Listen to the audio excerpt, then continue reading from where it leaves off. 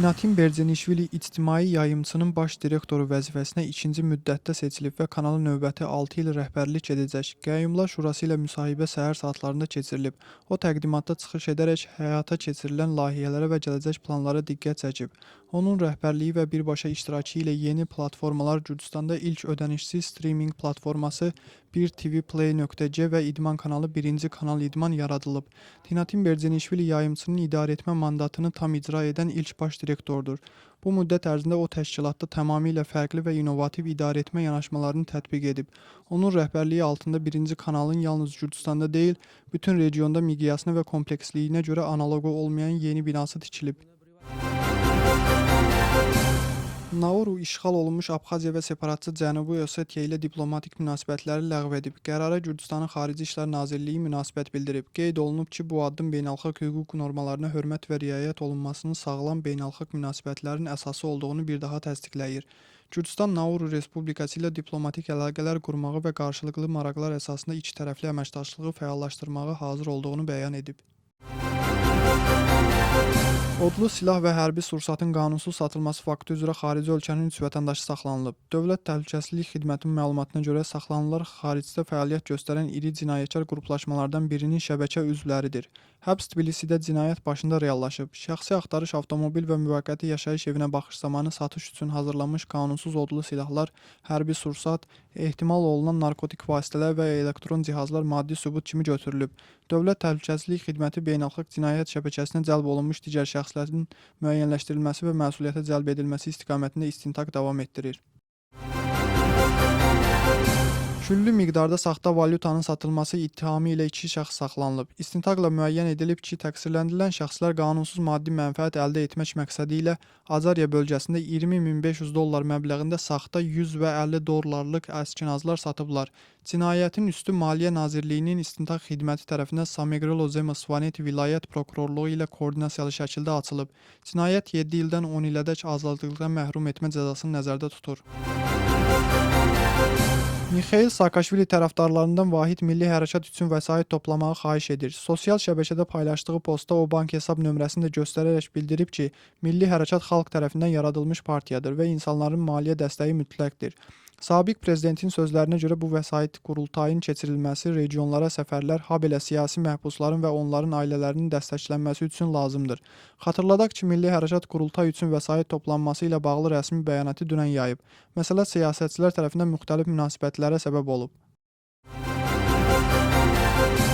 7 noyabr məhkəmə prosesində Mixail Saakashviliyə qarşı qaldırılmış cinayət işi üzrə növbəti iclas keçirilib. İclasda ittiham tərəfinin sübutları müzakirə olunub. Tərəflər Badri Patarkatsishvilinin gizli səs yazısını araşdırıblar. Məhkəmədə də təqsirləndirilən sabiq prezident siyasi bəyanatlar verərək zalı tərk edib.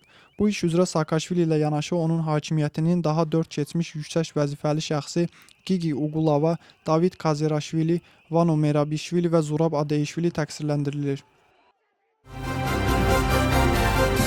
Media məlumatına görə Ukraynanın Milli Antikorrupsiya Bürosu Xalqın Xidmətçisi fraksiyasının lideri David Araxamyanın şübhəli şəxs kimi tanınmasını nəzərdə tutan iş üzrə araşdırma apara bilər.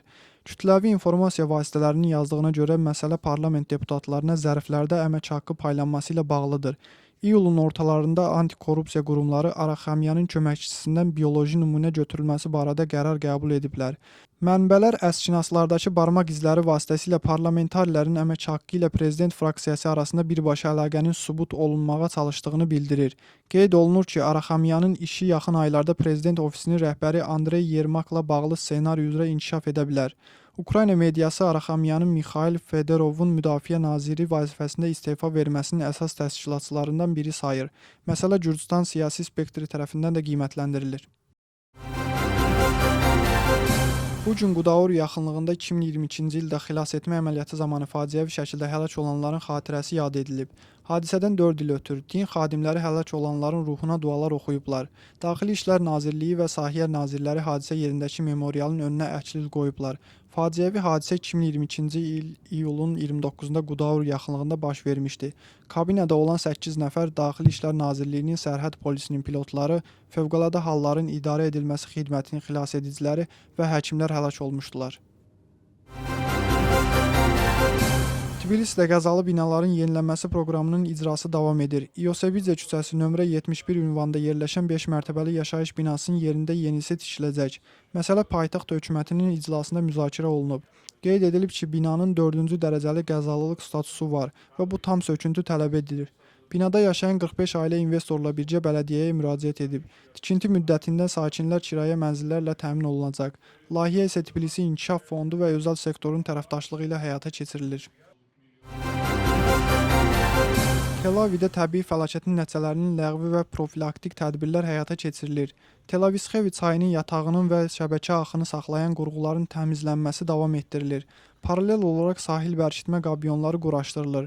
Məqsəd təbii fəlakətlərdən mühafizəni gücləndirmək və riskləri azaltmaqdır.